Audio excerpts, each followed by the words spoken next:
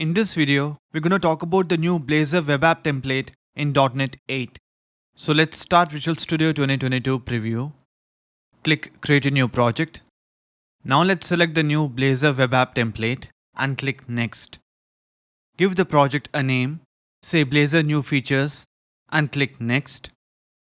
In the Framework dropdown, we can see we have .NET 8 selected, and below that, we see we have authentication type that is by default set to none.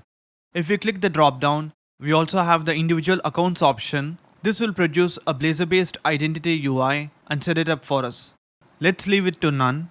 And further down, we have two more drop-downs, one for selecting the interactivity type and another for selecting the interactivity location. Let's see what these do. The interactivity type drop-down lets us select which interactive render modes we want to enable for our project. With the none option, the application will have no interactivity, so it will simply use static server rendering without any interactivity either on the server or on the client. If we want to enable interactivity on the server using interactive server rendering, then we can select the server option. Or if we want to enable interactivity on the client using interactive client rendering, then we can select the WebAssembly option. And if we want to enable both interactive server rendering and interactive client rendering, and the ability to switch between them at runtime, then we can use the auto or the automatic option. We'll talk about the different interactive render modes in detail in another video. Now one thing to note, with the WebAssembly and auto interactivity types, an additional client project will be created and added to a solution. We'll talk about that later in this video. For now, set the interactivity type to server. The interactivity location dropdown determines where in our app we want to enable interactivity. If we select the per page or component option, then interactivity will be enabled at the page or the component level. So this means that the entire application will use static server rendering, and then interactivity will be enabled on a per component basis. On the other hand, if we select the global option, then interactivity will be enabled globally for the entire app. So this means that if, for example, in the interactivity type dropdown, we select the server option, and in the interactivity location, we select global, then it behaves just like a Blazor server app in .NET 7. Similarly, if we select the WebAssembly interactivity type and global interactivity location, then it behaves just like an ASP.NET Core hosted Blazor WebAssembly app. Let's leave the interactivity location set to per page or component. And finally, if we want to include sample pages and a layout based on Bootstrap styling, we can leave this checkbox checked and then click Create. Once our project is created, go to the program.cs class file. This file contains the entry point to our application. Here, we are creating an instance of the ASP.NET Core Web Application Builder and adding various services to it. First, we are registering the services required for Razor components. And since we enabled interactive server rendering in the project template, we have this call to add interactive server components. This method adds the necessary services to support interactive server rendering. Then we are calling build on the Web Application Builder instance, which will return an instance of Web Application. And if we scroll down, we can see we are configuring the middleware pipeline. And finally, we are calling app.map_razor components, which discovers any available routable Razor components and set them up for endpoint routing. And for the type argument, we specify app, which is a root component for our application. And add interactive server render mode enables the interactive server render mode for our application. And finally, we're calling run on the web application instance to start the application. Now expand the components folder, which is where we find all our components, and double click app.razor. This component is a root component for the app. It contains the usual HTML markup along with the head outlet component, the routes component, and the Blazor web app script, which is blazor.web.js. The Blazor web app script enables progressive enhancements for the app, such as enhanced navigation and form handling, and streaming rendering. Then we have the routes component. This component sets up routing using the Blazor router component. Next, the pages folder contains the app's routable server-side Razor components. First, we have counter.razor, which implements the counter page. So here at the top of this page, we are seeing the old way of setting the interactive render mode. This API has been replaced with @renderMode Razor directive.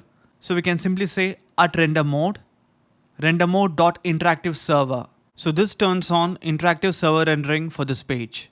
Now, render mode is a static class, and interactive server and other properties are static properties on this class. So instead of prefixing the property with the render mode class, we can use a shortcut. So go to the _imports.razor file and use the C# using static feature. So let's say at using static microsoft.asp.NET Core.components.web.render mode. So now we can go back to the counter component and remove the render mode prefix like so. Next, we have the error page, the home page, and the weather page. And for the weather page, we have an attribute here that turns on a progressive enhancement called streaming rendering. Now let's expand the layout folder. The layout folder contains all the shared components and style sheets for the app's layout. So it contains main layout.razor. So here we have the nav menu component, and if we scroll down, we can see the Blazor error UI here. Then we have the style sheet for the main layout component in main layout.razor.css. Then we have navmenu.razor, which implements the navigation menu. The style sheet for the nav menu component is present in navmenu.razor.css. Next, we have the appsettings.json file, which contains any configuration settings for the project. Next, the www root folder contains public static assets such as bootstrap style sheets and other CSS files and images. And finally, the properties folder contains a file called launchsettings.json, which holds development environment configuration.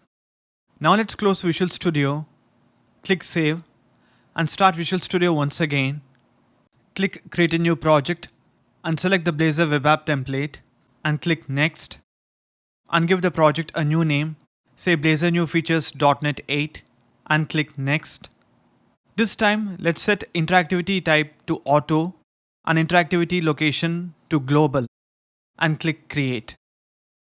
As you can see here, a client project has been created and added to the solution. This is because any components using the interactive WebAssembly and interactive auto render modes must be built from the client project. So if you go to the server project and double click program.cs class file, we can see we have the call to add interactive WebAssembly components, which configures the necessary services for enabling interactive client rendering. And if we scroll down, we have add interactive WebAssembly render mode, which configures the interactive WebAssembly render mode.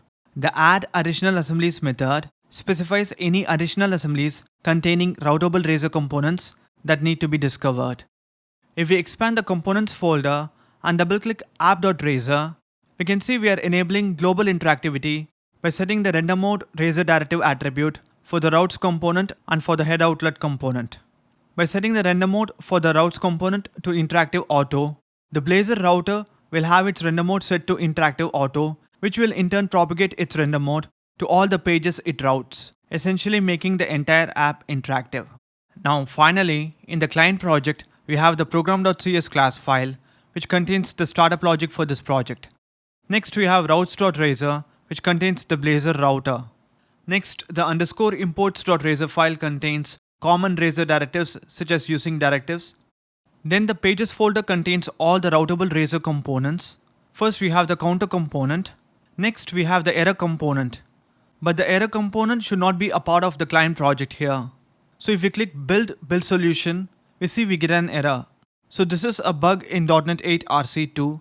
So let's fix this. So let's right click this error page and click cut and go to the server project and right click the components folder and click paste. Now once again click build solution. As you can see, the build has succeeded. Then we have the usual home page and the weather page. And the layout folder contains the layout component, which is main layout.razor, its corresponding style sheet, main layout.razor.css. Then we have the nav menu component and its style sheet, navmenu.razor.css. And finally, the www root folder contains public static assets and the appsettings.json file, which contains configuration settings for the client project. So that completes our discussion of the Blazor Web App project structure. Next, we'll talk about static server rendering.